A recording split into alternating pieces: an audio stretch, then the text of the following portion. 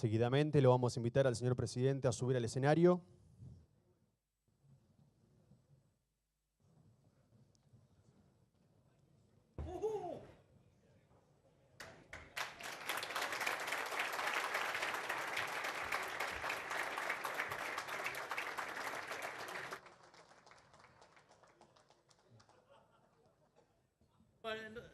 Son semihumanos porque son zurdos. Y a continuación escucharemos las palabras del señor presidente de la Nación, doctor Javier Milei.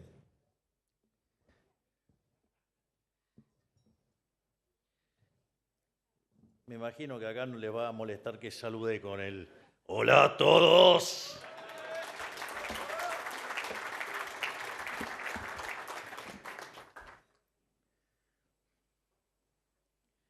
Muchas gracias por invitarme al evento de la Fundación Faro. Una nueva fundación que, como yo, cree en la importancia de la batalla cultural para transformar la realidad. Quiero felicitar especialmente a mi gran amigo Agustín Laje, al excelente economista Adrián Reavier y al increíble Axel Kaiser por ponerse al frente de este proyecto. Y también, por supuesto, al máximo prócer de las ideas de la libertad, el doctor Alberto Venegas Lynch, hijo.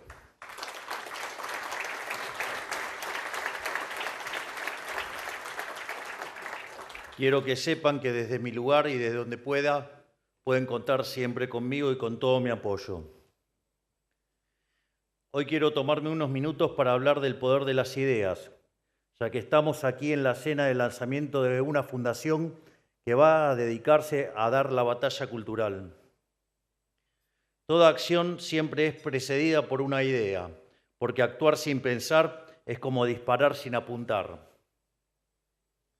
Las ideas ganan guerra y pueden cambiar el curso de la historia, particularmente para nosotros, que llegamos donde llegamos por dar la batalla cultural. Cada idea es una bala que debe alcanzar su objetivo con la mayor precisión posible. En democracia, a través del debate de ideas se ganan elecciones y una idea ganadora siempre encontrará su camino. Y vaya que puedo dar cuenta de eso. Por este motivo, el que subestima el enorme poder de las ideas pierde antes de empezar. La izquierda, aunque no ha dudado en matar a 150 millones de seres humanos para lograr sus objetivos, siempre ha tenido claro que las ideas cambian el mundo. Lo dijo el propio Marx. Y otros luego tomaron su ejemplo. Los filósofos no han hecho nada más que interpretar de diversos modos el mundo, pero de lo que se trata es de transformarlo. De esta manera, la izquierda ha logrado instalar sus ideas yendo contra toda noción de sentido común e incluso contra la propia naturaleza humana.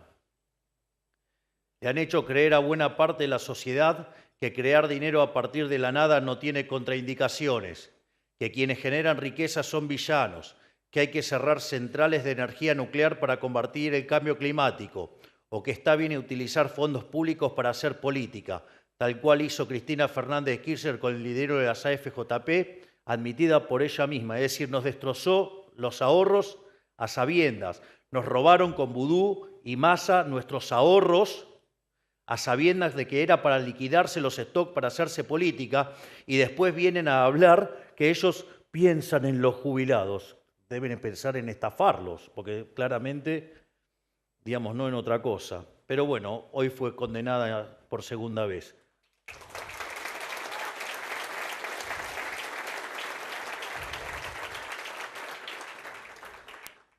Creo que vale la pena señalar de que, lo he dicho en campaña y lo sostengo sistemáticamente, que yo creo en la independencia de poderes y este gobierno no se mete con la justicia y no interfiere ni lo va a hacer.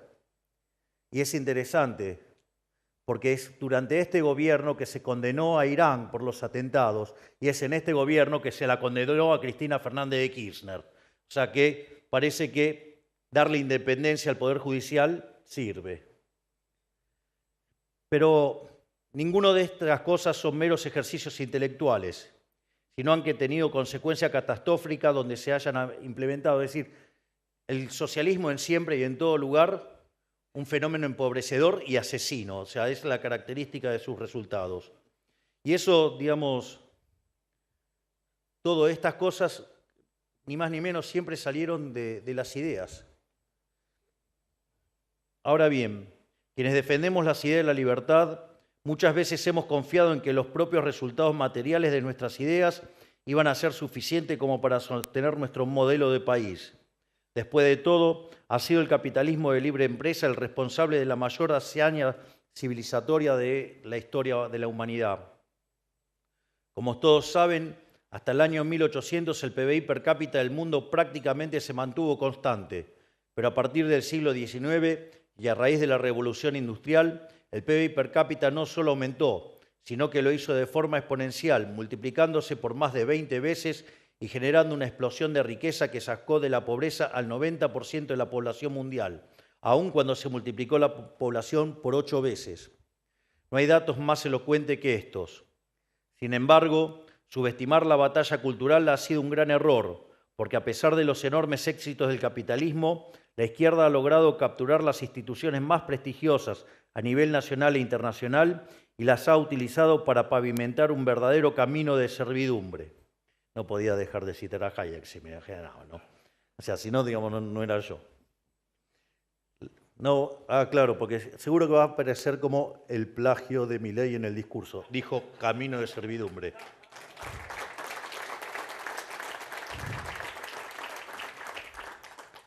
Los argentinos lo hemos vivido en carne propia, habiendo tenido un modelo de país que nos convirtió en la primer potencia mundial, pero que fue abandonado por las élites que importaron el corporativismo europeo de principios del siglo XX. Lo mismo ha ocurrido en Chile, que en los últimos 40 años ha sido protagonista de una de las historias de progreso más impresionantes de la región y, sin embargo, se ha visto envuelto en un proceso de retroceso monumental en los últimos años. Acá también quiero citar a Axel Kaiser porque digamos, también fue de gran inspiración. Axel tiene un libro maravilloso que se llama La fatal ignorancia. No, estaba con el camino de servidumbre y que parafrasea al último libro que publicó Hayek, que era la fatal arrogancia. Y lo interesante es que él cuenta el caso de Chile y empieza a decir, el modelo chileno se va a caer. Y el punto es, ¿cómo se va a caer el modelo chileno con los resultados que estaba generando? Era imposible. Una economía que no tenía inflación, que venía creciendo al 6% per cápita, digamos, había sacado una cantidad enorme de gente de la pobreza, digamos, estaban viviendo algo que era verdaderamente un milagro, estaban cerca de alcanzar el nivel de PBI per cápita de un país considerado desarrollado, y sin embargo él decía, se va a caer. Y justamente una de las cosas que él señalaba es que la izquierda había dado la batalla cultural, digamos, apalancado sobre las ideas de Gramsci, tomaron los medios de comunicación, tomaron la cultura, tomaron la educación, fueron contaminando y enfermando a la sociedad de socialismo y cuando se quisieron dar cuenta, les tomaron el país y le arrebataron los logros. Por lo tanto, también es muy importante esto. La Fundación para los Estudios Económicos dice que hay una doctrina Milei ahora, que en realidad lo que hice fue modificar una frase de Milton Friedman, cuando le preguntan sobre la responsabilidad social empresaria. Y lo que decía Milton Friedman, con mucho criterio, era que lo que tenía que dedicarse a hacer el empresario era ganar dinero. Porque si gana dinero es un benefactor social, porque ustedes solamente pueden ser exitosos sirviendo al prójimo con bienes de mejor calidad a un mejor precio. Por lo tanto, digo, cuanto más exitosos sean, es un síntoma de que ustedes le han arreglado la vida a la gente, es decir, son benefactores sociales, son una máquina de generar prosperidad. Es decir, justamente el mercado, que es un proceso, ¿sí?, de cooperación social donde se intercambian voluntariamente derechos de propiedad, si a ustedes les está yendo bien es porque le están arreglando la vida a la gente. Pero una de las cosas que nos dimos cuenta es que eso vale en un mundo sin Estado. Y cuando el Estado, digamos, se hace propaganda para sí mismo, porque, digamos, ¿qué creen que los políticos le tienen que vender la idea de que son importantes? ¿Importantes para quién? Para sostenerse ellos. Digamos, entonces, a lo que uno se da cuenta es que además ponen toneladas de dinero en la cultura, es decir, le pagan fortunas de dinero con los recursos de los pagadores de impuestos a artistas para que justamente hablen en favor de ellos. Es decir, ¿quieren un gran ejemplo? Mire, le tocamos... Hay alguien que dice que el órgano más sensible del ser humano es el bolsillo. Entonces, digamos, donde usted vea putear a alguien es un curro que se cortó. Entonces miren, digamos, por qué putearon tanto los Martín Fierro. Justamente por eso. Justamente los que no putearon, ¿quiénes eran? Los que son exitosos sin depender del Estado. Es decir, ahora todos los mamapautas, todos, digamos, básicamente se quejan, claro, porque se les terminó el curro. Es increíble, hablan del Inca, el 70% de los recursos del Inca se iban en el pago de sueldos y el 30% remanente se gastaba en las películas de los amigos con intenciones políticas. Más claro, échenle de agua. Es decir, con lo cual además destrozaban la industria, ¿no? Porque lo que hacía era que los tickets fueran más caros. Por lo tanto, le reducía demanda al que verdaderamente estaba generando un buen servicio, un buen producto, con lo cual, digamos, ganaba menos dinero, podía acumular menos, y se los transfería a los parásitos, a los que se dedicaban a la propaganda política, o si no, también a los periodistas, digo, otros degenerados de la mentira. Y encima, digamos, o sea, que están profundamente violentos por dos cosas. Una, porque les corté la pauta, digo, eso los tiene como locos. Y otra es porque perdieron el monopolio de los micrófonos. Digamos, por ejemplo, ¿usted quiere saber cuán ensobrado era un periodista? Y mire la cantidad de puteadas a Elon Musk. Digamos, Elon Musk ha salvado a la humanidad desde X. Porque hoy todo el mundo tiene una voz, tiene un lugar para expresarse. Sin embargo, cuando era Twitter, había censura. Si ustedes no declaraban en línea con los woke, los censuraban. Y ni que hablar de los políticos que ponían plata ahí adentro y ¿saben qué? Nos bajaban las cuentas de Twitter en los momentos de las elecciones. Se los dice alguien que lo padeció en carne propia.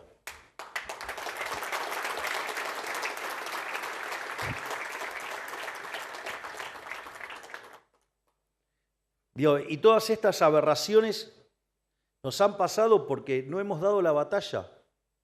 Es decir, si hay alguien que le hizo daño a la ciudad de la libertad, fue Fukuyama, con el fin de la historia, ¿no? Digamos, o sea, los zurdos se reagruparon, hicieron el Foro de San Pablo y después crearon la basura del siglo XXI y ganaron elecciones a más no poder. Fíjense, en Argentina tuvimos 4 periodos K. En Uruguay, Tabaré Vázquez, Pepe Mujica. En Chile, digamos, Bachelet, Lago, Boric. En Paraguay, Lugo. En Bolivia, Evo Morales. Castillo en Perú. Petro en Colombia. Lula y Dilma Rousseff en Brasil. López Obrador en México. ¿Se dan cuenta? Es decir, esto, bueno, ni que hablar, digamos, de Zapatero y Sánchez en España. Que dicho sea de paso, me parece que al final todos los que me insultaron acá, por lo que dije de Pedro Sánchez, parece que tengo razón.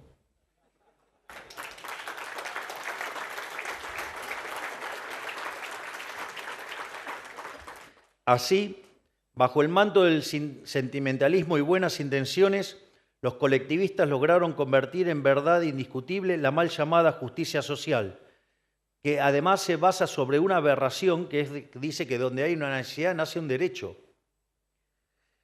Pero el problema es que no hay tal cosa como un almuerzo gratis. Lo decía Milton Friedman, judío polaco inspirado en la Torá, y frase que viene de lo que fue la salida del pueblo hebreo de Egipto.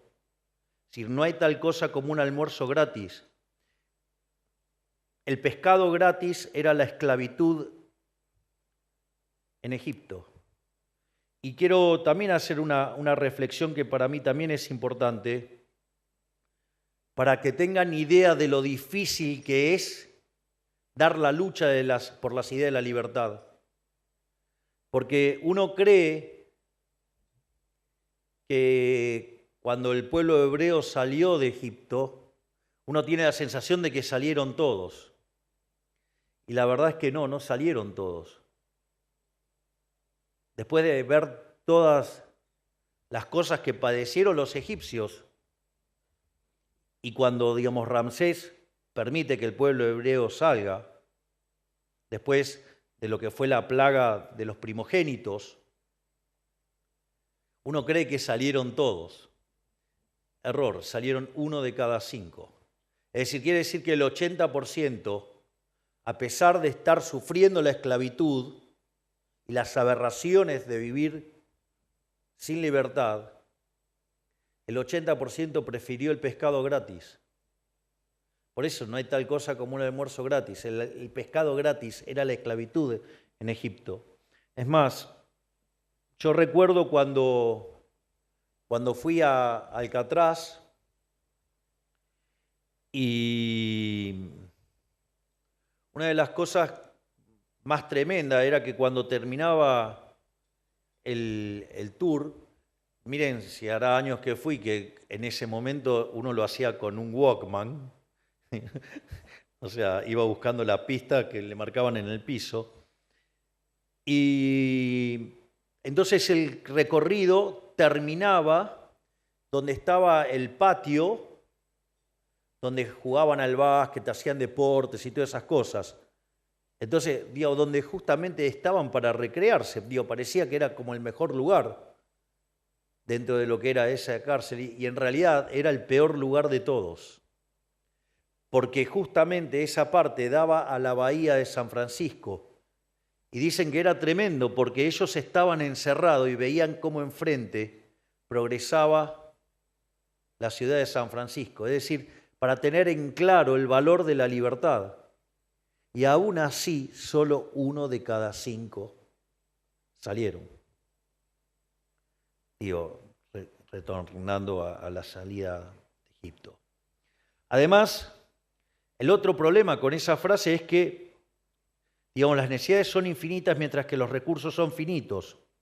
Entonces, para aplicar la mal llamada justicia social, montaron un Estado opresor que divide a los ciudadanos entre ganadores y perdedores. La política se convirtió a su vez en árbitro y parte interesada en esa repartija. El famoso dicho que el que reparte se queda con la mejor parte, ¿no? Si no le pregunten a la condenada.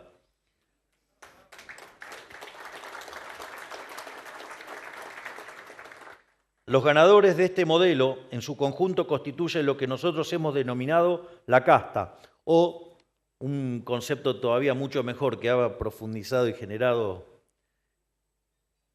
el genial Santiago Caputo, también conocido como el monje negro, porque todos se la agarran con él.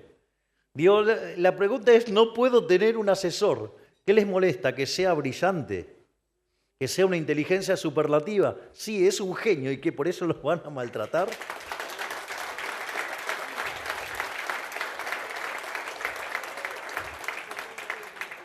¿Qué es el concepto del partido del Estado? Me encanta, es mucho mejor que el que usaba yo de la casta. Así que vamos a usar más el partido del Estado. Gracias, Santiago. Gracias por un montón de cosas.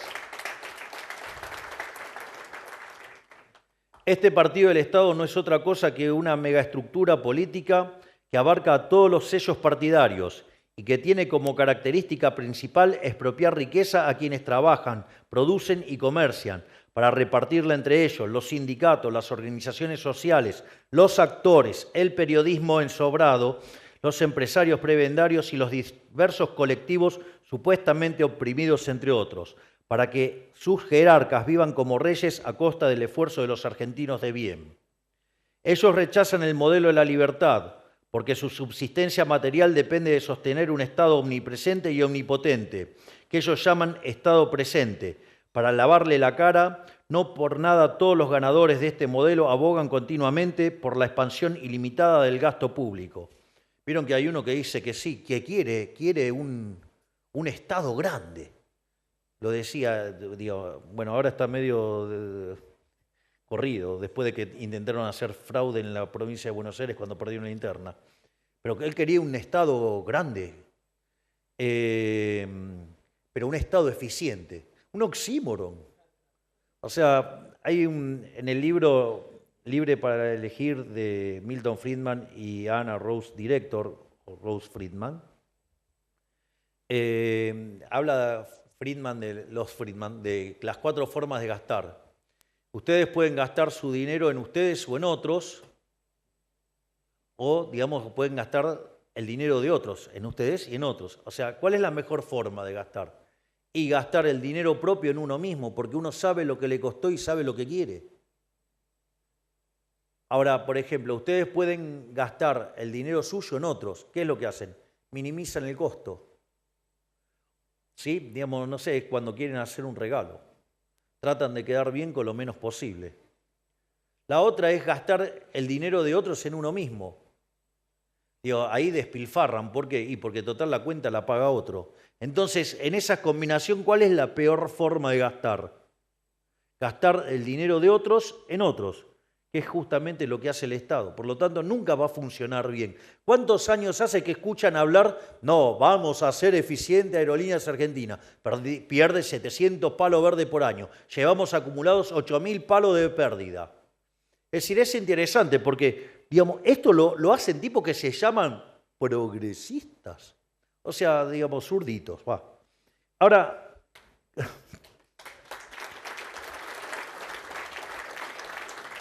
es interesante, ¿no? Porque solamente el 2% de la población toma aviones. Quiere decir que el 2%, que está más arriba de la distribución del ingreso, ¿sí?, es beneficiado por el trabajo del 98% de la sociedad. Entre ellos, por ejemplo, no sé, los chicos del Chaco que no tienen para comer. Es decir, es algo, digamos, en la lógica de ellos. Yo no hablo en estos términos, digamos, cuando pienso en mis políticas, pero algo recontra regresivo. Es decir, es casi violento teniendo 2 de cada 3 chicos pobres, ¿no? Es decir, estar sosteniendo una aerolínea que nos cuesta 700 palos verdes de pérdida, que lleva acumulado 8.000 millones de pérdida. Es un verdadero disparate. Entonces, la pregunta es, ok, estoy dando un subsidio entonces con Aerolíneas Argentinas. Ahora la pregunta es, entonces, ¿qué tengo? Estoy recibiendo a cambio un bien de mejor calidad y un mejor precio. O sea, tengo el super servicio y súper barato. Pero sucede que ni tengo el super servicio, porque es como que tengo una low cost cara, y al mismo tiempo, digamos, tengo un servicio de mala calidad. O sea, es el peor de los mundos. Entonces, la pregunta es, ¿y entonces dónde está la plata? Porque si no tengo mejor calidad, no tengo mejor precio o una combinación, ¿dónde está la plata? Bueno, ¿dónde está la plata? Justamente en un gasto desorbitante en los sueldos, totalmente fuera de mercado. Por eso es que cuando dijimos, o cierra o se la damos, no la quieren. Claro, porque no pueden sostener con su propio bolsillo la mentira que tienen en todos los privilegios que tienen. Es decir, están ahí, digamos, son los privilegios.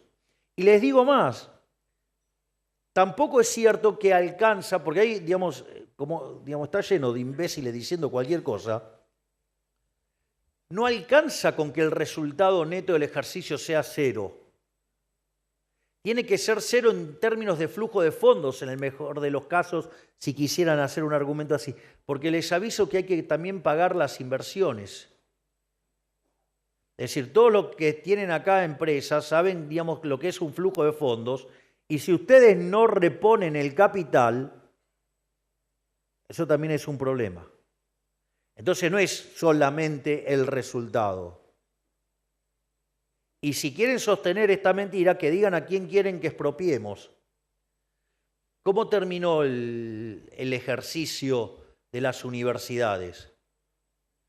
Usaron una causa noble para esconder los curros de un conjunto de delincuentes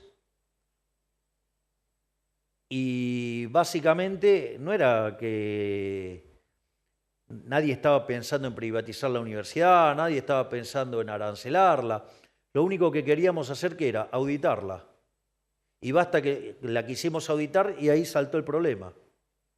Es decir, los zurdos usan causas nobles para esconder sus curros.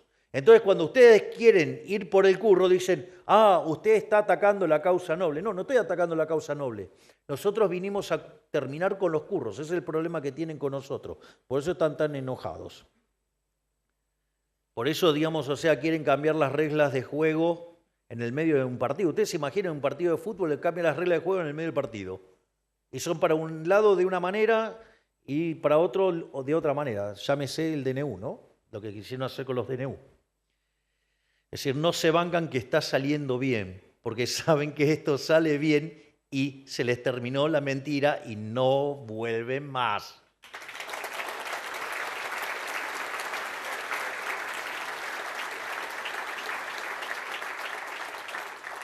Entonces la pregunta es, ¿pero quién paga la fiesta del partido del Estado? Los perdedores de este modelo, quienes producen, que son esforzados a pagar impuestos cada vez más confiscatorios para sostener un número creciente de los mal llamados derechos bajo pretextos cada vez más absurdos. Una verdadera industria de los derechos. Ese es el estado, digamos, del Estado presente. Una industria muy productiva, ¿sí?, de generar derechos que son una mentira. Es decir, es una farsa, es un negocio total. Inventan derechos de cosas que ya tenían. No, porque el trato igual, si eso es la igualdad ante la ley, ¿qué, digamos? Entonces, y lo interesante es que si van a crear un derecho verdaderamente, digamos, alguien lo tiene que pagar. Entonces, cuando dicen que crean derechos, miren, yo los únicos derechos que conozco son el derecho a la vida, a la libertad y a la propiedad. Todos los demás son artilugios para estar metiéndole la mano en el bolsillo a alguien.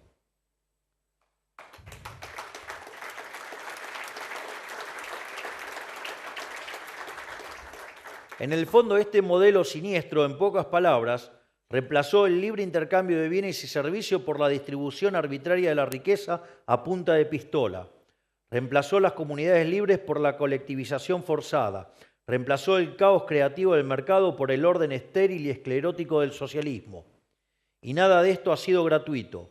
Ha tenido como consecuencia material la tragedia económica que han sido nuestros últimos 100 años, como sabemos perfectamente y que no hace falta, caracterizar. No me voy a poner a hablar de los últimos 100 años porque los voy a aburrir demasiado. Porque además ya tengo varias salidas del discurso. Tengo una cosa de que, créanme que lo intento, pero no me sale. Ya algún día lo voy a lograr. Ya voy a ser disciplinado. Pero por ahora, digamos, está divertido que no lo sea.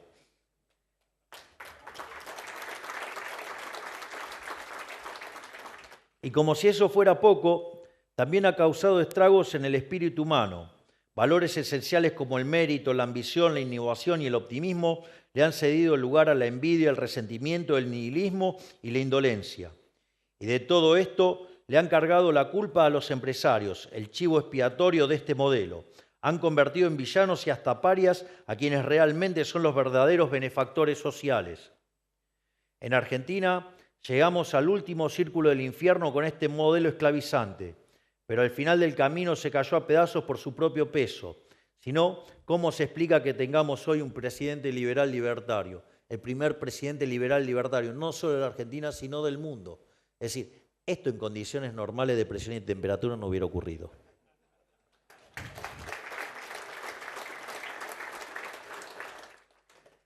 Pero en el resto del mundo libre, donde las cepas de este virus han intoxicado a gran parte de la clase dirigente durante años, también las ideas de izquierda se empiezan a resquebrajar. Porque en todos lados hay una mayoría silenciosa, o más bien silenciada, que ha comenzado a hacerse escuchar, a pesar de que los enemigos de la libertad se aferren al poder haciendo uso y abuso de la propaganda, la tergiversación y la censura. Esto ha dado origen a un gran realineamiento político a nivel local y global. Se están sincerando los tantos y el mapa político empieza a reflejar cada vez más fielmente la realidad. De un lado se empiezan a amontonar todos los partidos políticos tradicionales, que se representan como antagónicos, pero que en el fondo siempre fueron socios y beneficiarios de un mismo status quo. Junto a ellos se amontonan sus clientes, las corporaciones privilegiadas y todos aquellos que de alguna manera viven de los impuestos. Del otro lado, el ciudadano de a pie, el trabajador, el empresario, el que día tras día es despojado de su libertad y sus bienes en nombre de un modelo que lo que considera un ciudadano de segunda. En Argentina, esto quedó clarísimo en noviembre del año pasado, cuando prácticamente no hubo organización que no pida el voto por masa. Recuerden que hasta la AFA, la UIA y varios radicales hicieron la venia al señor Massa. De hecho, es más, gente que también estaba por el cambio traicionó a sus propias filas yéndose por Massa. Está claro de quién estoy hablando, ¿no?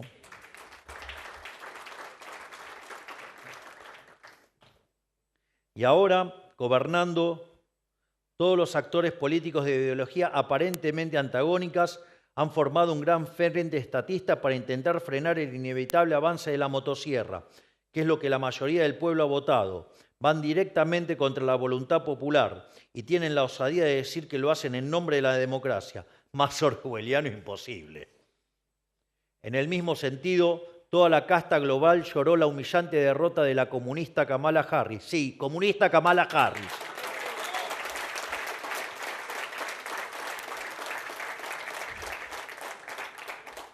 Mientras que la libertad avanza, ve con esperanza, como el resto de las personas de bien, una segunda presidencia de Donald Trump.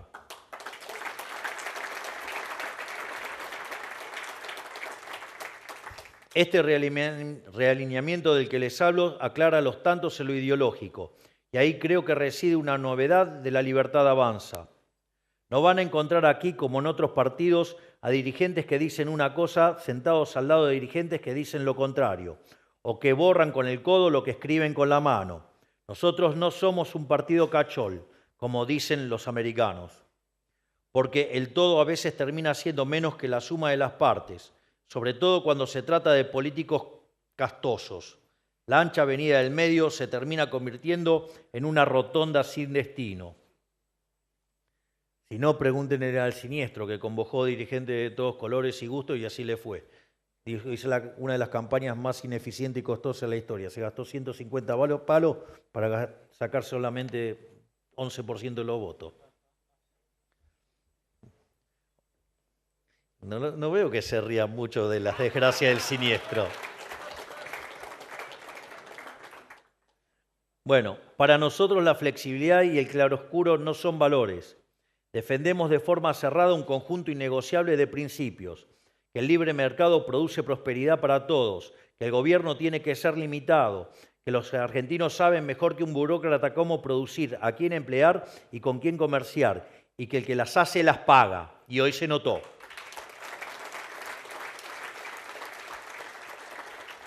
En resumen, defendemos la vida, la libertad y la propiedad privada. Esto es a rajatabla y contra viento y marea. No importa quién se ponga enfrente. Tenemos la vocación de abrirle las puertas del partido a cualquiera que comparta estas ideas y estos valores, no importa de dónde venga, como también expulsaremos a quienes los transgreda, como ya hemos hecho. Roma no paga traidores.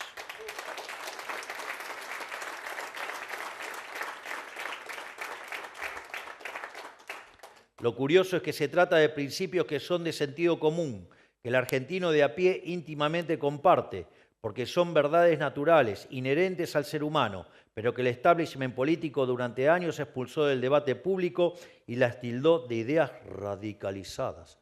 Milei es un extremo, no, yo no soy un extremo, ellos son un conjunto de chorros, que es otra cosa.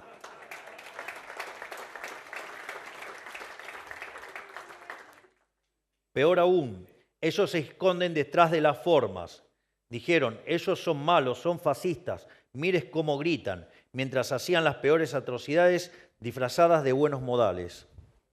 Pero el problema nunca estuvo en las formas, siempre estuvo y estará en el fondo. Las formas son medios, desde mi punto de vista, digamos, o sea, hacer el foco sobre las formas, digo, es propio de mediocre. ¿Por qué no miran el fondo? Lo que pasa que, yo les digo, o sea, lo que pasa que muchos periodistas son verdaderos ignorantes porque son en realidad océanos de 1 centímetro de profundidad. Entonces, en la poca sustancia que tienen, las formas lo es casi todo. ¿Sí?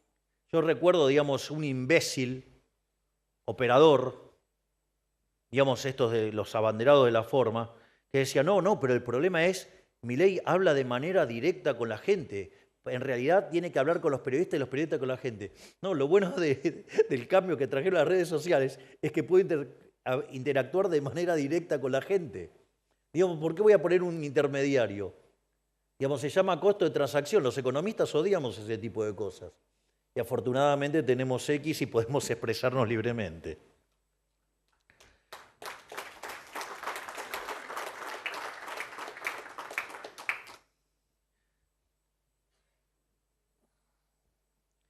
Se los evalúa según su efectividad.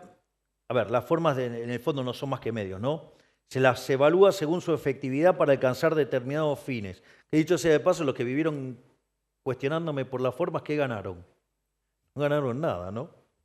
Pero bueno, nada, eso es Pero bueno, como yo soy bilardista, entonces se las evalúa según su efectividad para alcanzar determinados fines. Y hoy someternos a la exigencia de las formas es levantar una bandera blanca, porque ¿cómo puede el timorato preservar ante un adversario prepotente?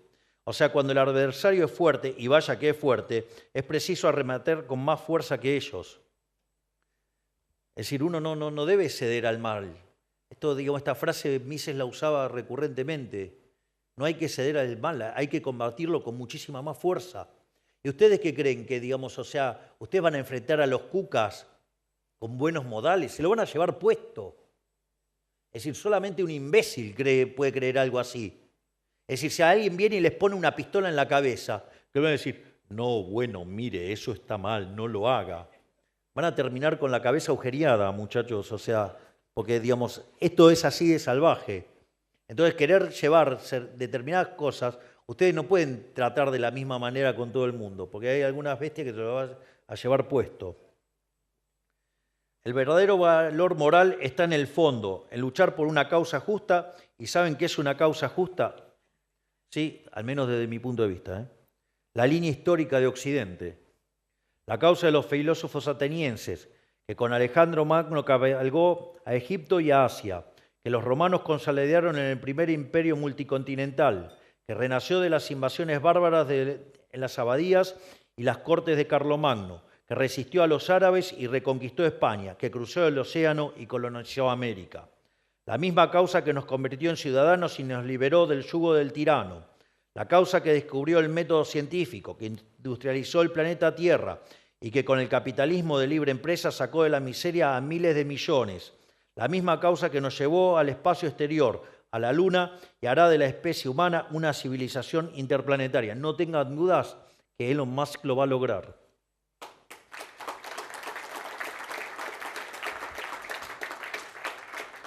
En definitiva, hablo de la gran gesta civilizatoria que es Occidente, una causa de honor, de coraje, de mérito y de búsqueda implacable de la verdad. Esa es nuestra causa. Esa es la línea histórica que venimos a restaurar. Hoy, después de décadas, finalmente el mapa de la política se está sincerando y los bandos se ven de forma clara. Quienes están avergonzados de nuestra obra civilizatoria contra quienes estamos orgullosos de ella. El partido del Estado contra el partido de los trabajadores, el partido de las formas contra el partido del fondo, el partido de la regulación contra el partido de la libertad, quienes viven de los impuestos y quienes trabajan para pagarlos. A estos últimos representamos nosotros y a ellos hemos venido a darles voz. Este es el viento de cambio que sopla hoy en la Argentina y también cada vez más suena en el resto del mundo. Sin embargo, el camino aún es cuesta arriba. Poco a poco el antiguo régimen se derrumba por su propio peso, pero el nuevo mundo tardará aún en nacer, porque el modelo de la casta y su arsenal de propaganda ha hecho un daño incalculable en el espíritu de nuestros conciudadanos, y porque ellos, mal que nos pese, aún ocupan la mayoría de los espacios de poder e influencia.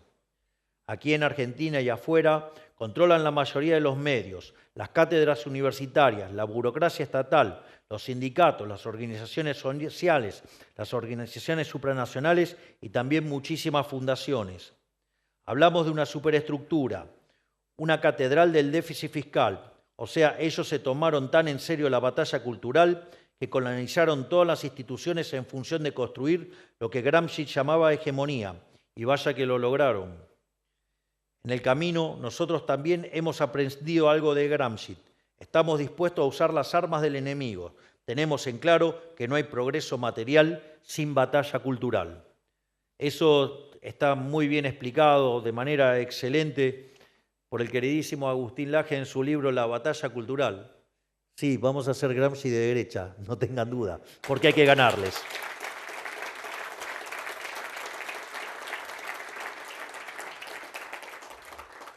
Y no vamos a parar hasta que las pantallas, las universidades, las instituciones y las leyes reflejen los valores de Occidente.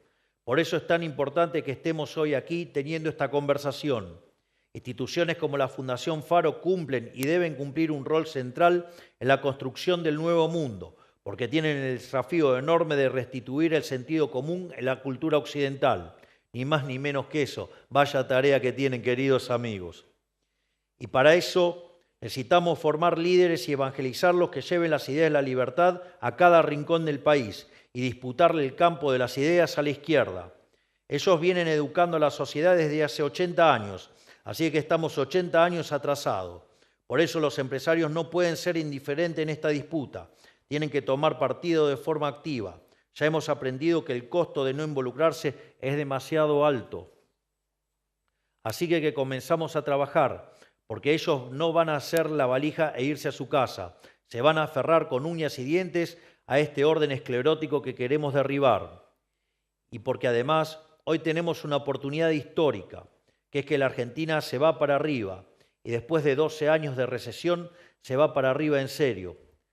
¿Acaso no vieron el último dato de inflación?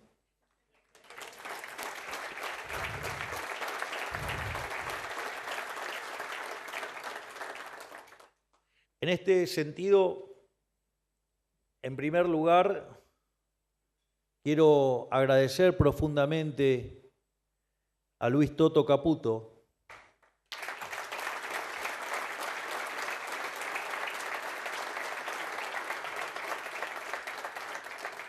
porque ha tenido que soportar todo tipo de agresiones. Por ejemplo, decían que no había plan, y la pregunta es, ¿la inflación mayorista pasó del 54% al 2%? O sea, 27 veces cayó.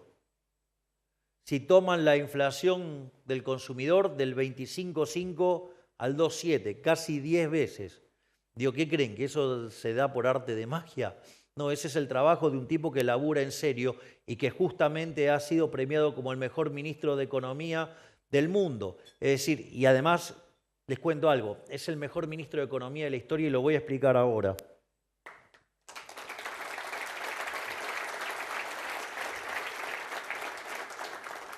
De hecho, y pueden dar fe, digamos, los ministros que estén aquí, que yo acabo de mandar hace unos minutos un chat, en el chat que tenemos del gabinete, diciéndoles, somos el mejor gobierno de la historia.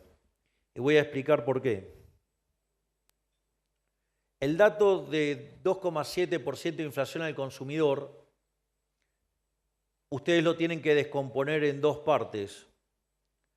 Por un lado, lo que es la inflación inducida. Hay una inflación que nosotros, por un problema de corregir las cuentas del Banco Central y del sector externo, tenemos un crawling peg del 2% mensual y hay que sumarle la inflación internacional. Cuando ustedes detraen de la inflación observada, la inducida, queda una inflación del 0,2%. Es decir, hoy en Argentina la inflación verdaderamente está viajando al 0,2% mensual. Es decir, hoy la verdadera inflación de Argentina es del 2,4, 2,5% anual. Vaya que esto sí verdaderamente es un milagro. Pero a diferencia de otros programas, y es muy interesante un tuit que sacó hace unas horas Emilio Campo, comparando las experiencias de distintos planes en la Argentina, y hoy, digamos, el programa que nosotros estamos llevando a cabo está muy alineado con lo que estaba pasando con la convertibilidad. Y de hecho, si nosotros restáramos la inflación inducida, estamos en una dinámica prácticamente igual. Ahora, la diferencia es que nosotros, por ejemplo, no hicimos un ajuste tarifario antes de empezar el programa de estabilización. Nosotros estamos haciendo esto con una recomposición de precios relativos. Al mismo tiempo, estamos haciendo esto sin haber tenido una hiperinflación previa. Eso no es un tema menor, porque eso genera una licuación en los saldos reales que hace que después sea muy fácil estabilizar porque la demanda de dinero crece rápidamente para recomponer su situación de equilibrio nocional. No solo eso, sino que además tampoco hemos expropiado. Nosotros no hemos hecho un plan Bonex. Y a su vez hemos recibido una herencia muchísimo peor porque teníamos el doble de desequilibrio monetario que la previa del Rodrigazo en 1975.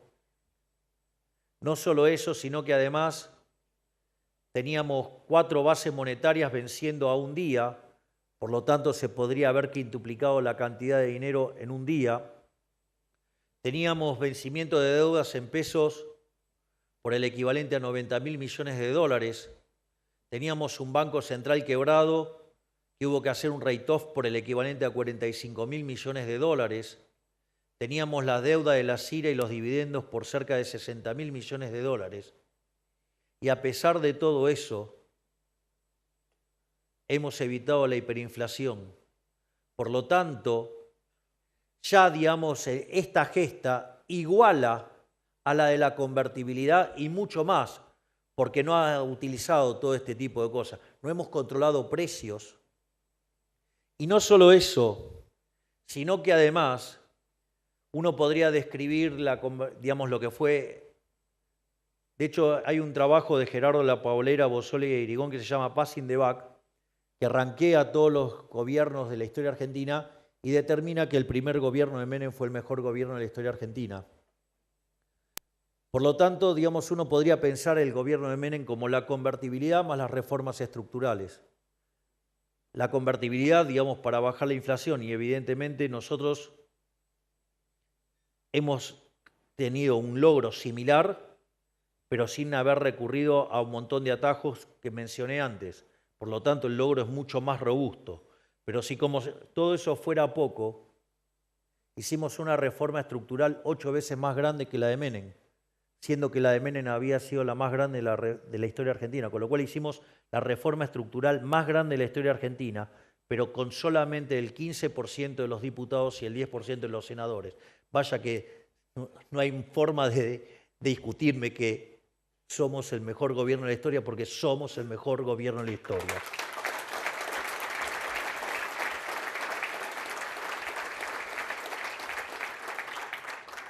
Porque de nuestro lado tenemos lo más importante, la legitimidad de los resultados. Es un país que se olvidó de lo que es el crecimiento económico, porque no ocurre desde hace más de una década. O sea, Argentina no crece desde el año 2011. En términos per cápita, Argentina, digamos, está 15% abajo. Es decir, Argentina mató el crecimiento económico. Es decir, nosotros estamos sentando las bases del crecimiento económico. Esas bases, digamos, van a tener una parte que es recuperación cíclica, que tiene que ver con la recuperación del salario real, que dicho sea de paso es el 6º mes consecutivo que el salario real sigue creciendo. No solo eso, que además estamos bajando fuertemente la pobreza, porque si ustedes toman el trabajo de Martín González Rosada, cuando se sinceró la pobreza en enero era 57% y hoy, con los últimos números, ya sabemos que está debajo del 49%, es decir, ya bajamos 8 puntos la pobreza que heredamos. Pero no solo eso, sino que se recomponen en términos reales las jubilaciones. Tanto salarios como jubilaciones ya están en niveles superiores a los que había previo a que llegáramos nosotros. Ni le digo si lo miden en dólares, ¿no? Porque, digamos, el dólar, digamos que pronosticaban cualquier cosa del dólar, sigue igual o un poquito más bajo. Pero no solo eso, sino que también está la parte de la recuperación cíclica también vinculada al ciclo de los stocks, y eso está mostrando la fuerte recuperación que está mostrando la actividad económica, pero también hay elementos para explicar por qué la economía argentina va a crecer. Una, porque estamos exterminando la inflación. Hace meses que ya la base monetaria amplia en Argentina no se mueve. Por eso cae el dólar, porque no emitimos. Por eso se cae el dólar. Y eso es importantísimo para la asignación de recursos.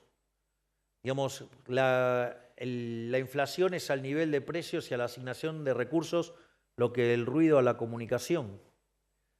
Ustedes pueden ser muy brillantes y yo puedo ser un gran expositor, pero si acá hubiera ruido no nos podríamos entender. Bueno, la inflación causa ese efecto y nosotros la estamos exterminando. No solo eso, además, el hecho de haber alcanzado el equilibrio fiscal ya desde el primer mes de gestión, esto es muy importante en dos líneas, porque por un lado, mantener el equilibrio fiscal en la línea financiera hace que la relación deuda-producto sea no creciente, por lo tanto Argentina es solvente. Y si no vieron los números hoy, les cuento que hoy el riesgo país llegó a 800 puntos básicos y de seguir así vamos a quebrar esa línea también.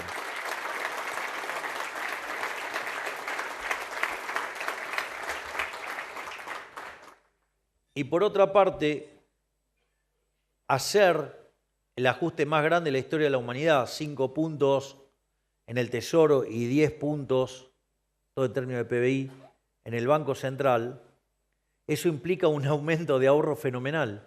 Y ese ahorro hoy es lo que vuelve a la gente en forma de inversión.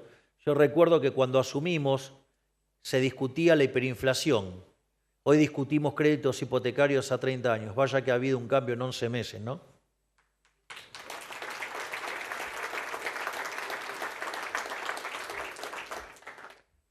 Al mismo tiempo, la reforma estructural que hemos hecho en Ley Bases y DNU implica subir 90 puestos en términos de libertad económica.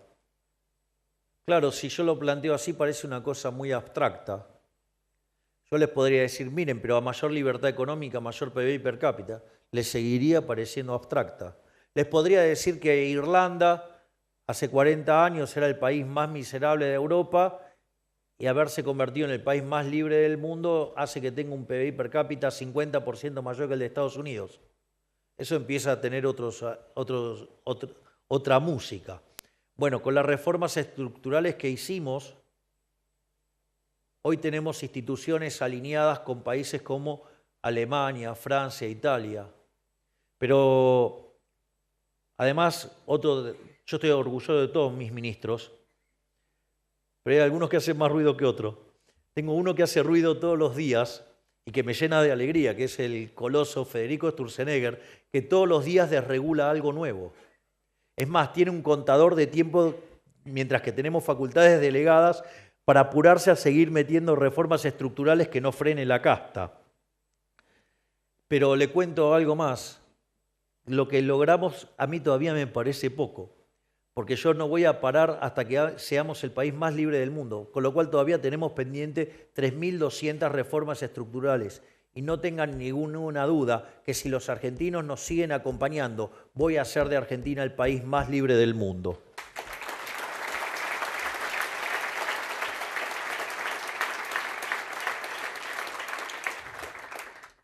Pero esto no es solamente una batalla política, no es solamente una batalla en lo económico. porque esos son logros circunstanciales. Lo relevante que le va a dar perdurabilidad en el tiempo a esto es la batalla cultural. Es decir, ustedes necesitan dar la batalla en todos los planos. Hay que darla en la política, hay que darla en la economía, porque hay que tener logros. Hoy el socialismo del siglo XXI se cae porque no tiene logros. Entonces, tuvieron política, tuvieron batalla cultural, pero no tuvieron economía. Bueno, nosotros, como tenemos ideas mejores, triunfamos en lo económico, ahora triunfamos en lo político, pero es importantísimo darle sustento a la batalla cultural. Si no damos la batalla cultural, nos va a pasar lo que pasó en todo el mundo en los 90, una explosión de libertad, y luego de esa explosión de libertad, los zurdos volvieron a tomar todo el mundo y lo hicieron con muchísima más fuerza. Esto, por eso me parece muy interesante tomar una anécdota de Margaret Thatcher, que un periodista le pregunta ¿cuál es su mayor logro? A lo que ella le responde: Tony Blair y el nuevo laborismo. Forzamos a nuestros adversarios a cambiar de opinión. Es decir, si ustedes se fijan, una de las cosas que ha pasado en los últimos años, y esto pueden dar fe, digamos, Agustín, Adrián, digamos, o nuestro prócer Alberto Venegas Lynch, hijo, cómo ha cambiado el debate. Y eso hubo, a veces también la suerte también tiene una parte, ¿no? Porque nosotros, digamos, todos veníamos haciendo la batalla cultural, veníamos peleando desde las ideas, cada vez con más éxito, cada vez con mayores convocatorias, y las circunstancias, que les puedo asegurar que no son nada románticas, lo que me llevó a la política, porque lo que me metió en la política fue la censura que impulsaba, digamos, el gobierno de Alberto Fernández para con los liberales, ideada por ese impresentable que es diputado de la Nación, Leandro Santoro, que llamaba a la censura de los libertarios directamente. Digo, que quede claro. O sea, en el fondo, digamos, bueno, esto es una interpretación muy judaica. Tenemos que darle las gracias a Leandro Santoro. Nos permitió tener un liberal libertario como presidente al tratar de censurarnos.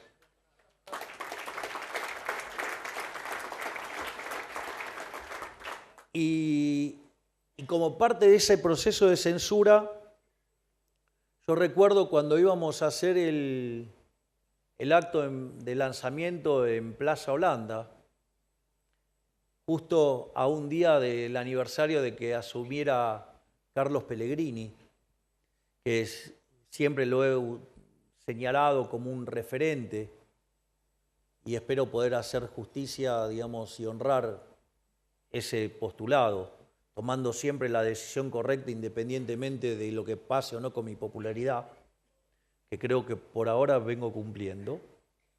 Si no, miren lo que fueron vetar cosas tan popularmente armadas y sin embargo hemos defendido el equilibrio fiscal a rajatabla. Y la idea, digamos, los medios trataron de invisibilizarnos, trataron de no mostrarlo, pero afortunadamente cambió el mundo y la tecnología, los teléfonos celulares y las redes sociales empezaron a filmar lo que estaba pasando en Plaza Holanda. Y fue tan grosera la convocatoria y tan grosero el silencio y la estrategia de los medios por ocultarnos que se les convirtió en un boomerang. Y eso nos permitió ganar el centro de la escena en la campaña electoral. A partir de ese momento tomamos el centro del ring y no lo dejamos en ningún momento. Todo el tiempo fuimos los que manejamos la discusión política. Y eso obligó a todos nuestros adversarios a moverse hacia las ideas de la libertad. Gente que verdaderamente había dicho cosas totalmente opuestas a las ideas de la libertad, empezó a hablar de las ideas de la libertad. Y eso se terminó plasmando en una elección en la cual En Capital Federal sacamos 17%. Y después apareció otro hecho también fortuito. En especial esto dedicado para los que dicen yo no voté a Karina. Cuando yo, digamos, a mí me resultaba muy incómodo tener que cobrar mi dieta de diputado porque, digamos, básicamente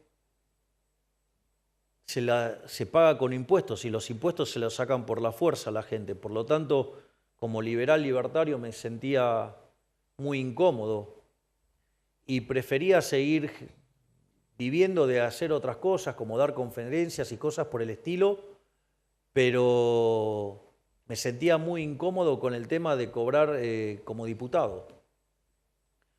Y en ese contexto fue a mi hermana que se le ocurrió hacer el sorteo de la dieta. Y cuando se le ocurrió hacer el sorteo de la dieta, bueno, nos hicieron un montón de cosas.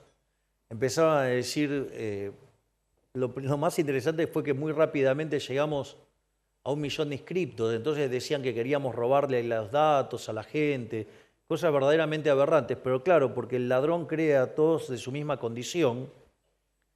Es más, en ese contexto, no solo eso, sino que además a la base de datos, que es una base de 3 millones de personas, solamente se podía entrar en manera simultánea con 3 llaves.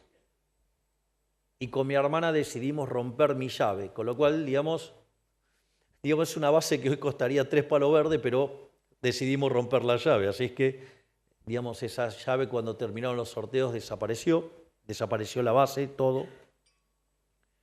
Y en ese momento dijimos, bueno, vamos a hacer el sorteo, digamos, también, idea de mi hermana, lo vamos a hacer en Mar del Plata, porque era de verano.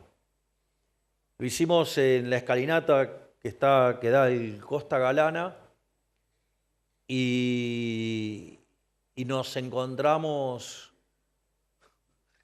con una convocatoria de más de 10.000 personas. Y en ese momento mi hermana me dijo, vas a ser presidente. Y yo le dije, ¿estás segura? Segurísima. Y este largo camino, que pronto se va a cumplir 1 año de cuando ganamos las elecciones, sin mi hermana hubiera sido imposible.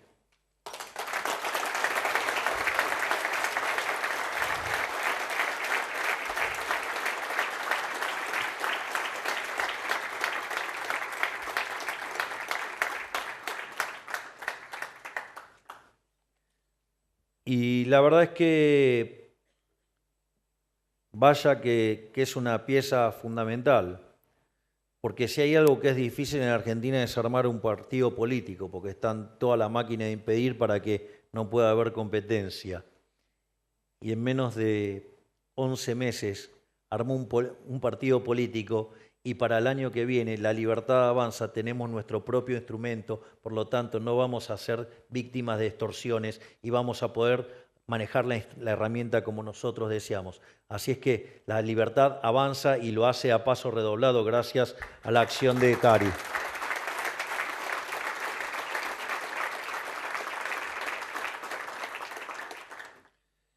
Volviendo al discurso, perdón, que estaba explicando el éxito de Thatcher y obligando, digamos, a los laboristas a discutir en el plano de la libertad. ¿Y esto por qué ocurrió? Porque cuando concluyó su mandato, el éxito de su programa era tan inapelable que el Partido Laborista se tuvo que volver ortodoxo en lo económico. Es decir, se dejó de discutir la ley de la gravedad. Es decir, se dejó de poner en juego la restricción de presupuestos. Los resultados fueron tan inapelables que no les quedó alternativa. El laborismo era algo así como el populismo de acá y, digamos, saquen sus propias conclusiones. Hoy hasta los heterodoxos reconocen que era importante el equilibrio fiscal, pero hasta hace poco eran todos gastomaníacos. Es decir, ¿y por qué, digamos, o sea, los estamos doblegando? Miren los streamers kirchneristas, reconocen que estamos bajando la inflación, reconocen que la inflación es un fenómeno monetario. Bueno, todavía les falta hacer un upgrade nuevo, que es entender que la contracara de esto es el equilibrio fiscal. Es decir, ustedes no emiten dinero porque sí.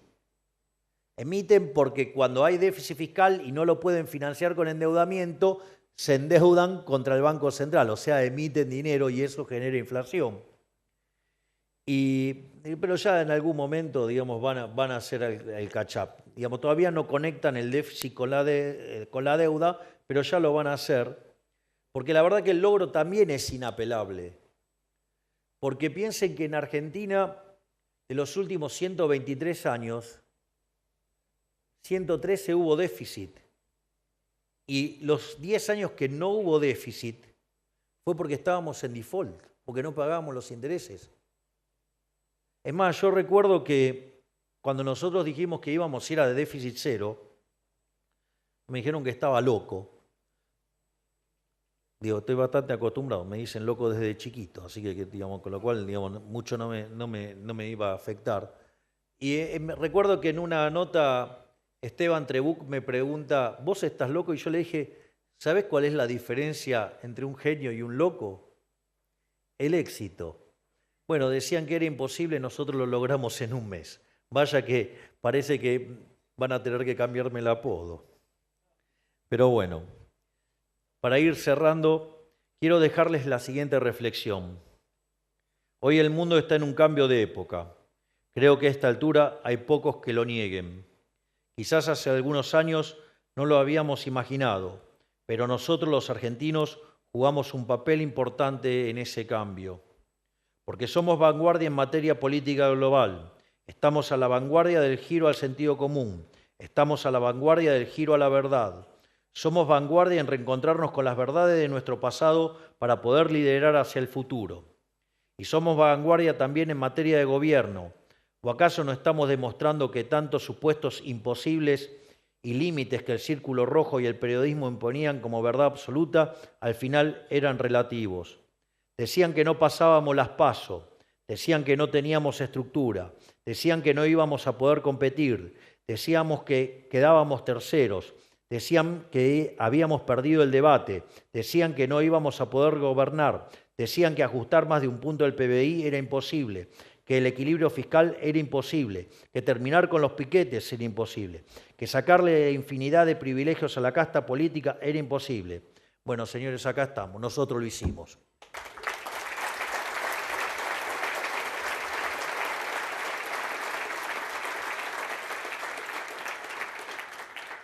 Para nosotros hay el lema de una publicidad que es nuestro lema. Nada es imposible. Nada es imposible. Nosotros lo estamos haciendo posible, porque no solo que sabemos lo que hay que hacer y cómo hay que hacerlo, además, sobre todas las cosas, tenemos el coraje. Porque para nosotros la política no es el arte de lo posible, sino de hacer posible lo que todos consideran imposible. Uno por uno estamos resolviendo problemas que en la Argentina estuvieron abajo la alfombra por décadas, incluso problemas que en el mundo libre pocos se animan a abordar, como el tema del déficit fiscal. Solo 5 países del mundo están arriba en la línea del equilibrio financiero. La Argentina es uno de ellos. Mi punto es que la Argentina puede y debe ser un faro del mundo, un faro de faros, inclusive ahora que los vientos de la libertad también soplan en el norte, porque el mundo ha sido sumergido en una oscuridad profunda y exige a gritos ser iluminado. Nosotros podemos y debemos echar esa luz. Podemos ser ejemplo para un Occidente que necesita desesperadamente reencontrarse con las ideas de la libertad. Por último, quiero decirles que cuando me vean a mí, no vean un presidente, ni siquiera tal vez a un economista, que es verdaderamente el título que me llena de orgullo de base. Les pido que vean una idea, esa idea del espíritu de Occidente que quiere renacer desde la Argentina hacia el mundo. Y aunque nos ataquen llenos de insolencia e impiedad, No teman, porque si bien somos meros mortales, las ideas son indestructibles. Por lo tanto, que Dios bendiga a los argentinos, que las fuerzas del cielo nos acompañen y ¡viva la libertad, carajo! Muchas gracias a todos. De esta manera despedimos al señor presidente de la Nación, doctor Javier Milei, y le pedimos a los presentes que mantengan sus lugares para continuar con las actividades programadas en el lanzamiento de la Fundación Faro.